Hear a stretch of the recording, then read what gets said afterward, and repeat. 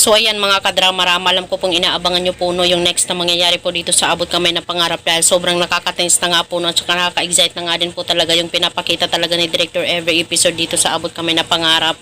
At alam naman po talaga natin mga kadrama no, kung sino talaga yung totoong nakakaalam talaga sa pagkatao or identity talaga ni Moira.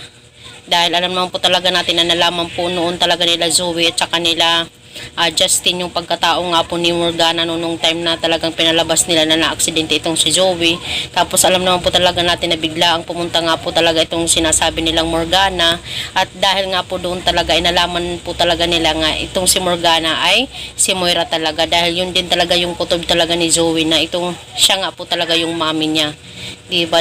Kasi ang lakas nga po talaga ng lukso ng dugo talaga ni Zoe na mami niya talaga yun. Unang-una pa lang natingin niya. Kahit sa pagsasalita ay ganun talaga. May binago lang po talaga sa kanyang mukha pero kaunti lang po. So ngayon mga kadrama, alam naman po talaga natin na talagang alamin talaga nila Lynette, nila Giselle talaga yung katotohanan about talaga dito sa pagkatao talaga ni Morgana. So ngayon, alam naman po talaga natin na itong si Justin ay silang dalawa lang yung nakakaalam ni Zoe.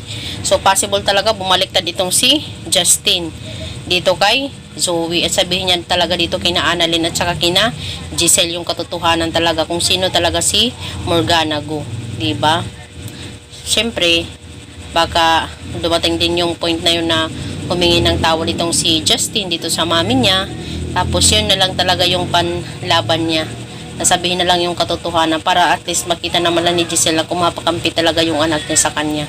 So mga kadrama, talagang itong si Zoe talagang sobra talaga yung iinit niya dito kay Justin pag nalaman talaga niya na sinabi talaga ito ni Justin kila Giselle yung katotohanan tsaka kina Annalyn about sa pagkatao ng mami niya, diba? Kahit nga din po itong si Annalyn hindi rin kasi naniniwala si Annalyn na patay na itong si Moira dahil wala namang kurong bangkay na nakita doon sa kanyang kabaong.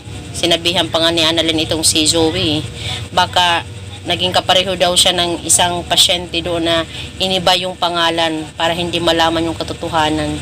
Talagang parang nawasak ata yung puso nun ni Zoe nung narinig niya yung sinabi talaga ni Annalyn sa kanya. So mga kadrama, ito na ba yung magiging ending ng pagkakampihan ni Justin at saka ni Zoe dahil nga po sa isang salita lamang, sekreto na hindi dapat sabihin ay sinabi nga po niya. So yun lang po mga kadrama. Don't forget to please like, share, and subscribe my channel. Maraming salamat again mga kadrama. Gusto ko lang po ihatid yung aking pasasalamat sa inyong lahat sa panonood ng aking video dahil malaking tulong po yan sa aking channel. And maraming salamat again at abangan nyo po yung next video na i-upload ko dito mga kadrama. Maraming salamat again. Don't forget to please like, share, and subscribe my channel para sa susunod na video mga kadrama is ma-update ko po kayo. Bye! Ingat po kayo palagi mga kadramatic, mga kaabot kamay, abang-abang.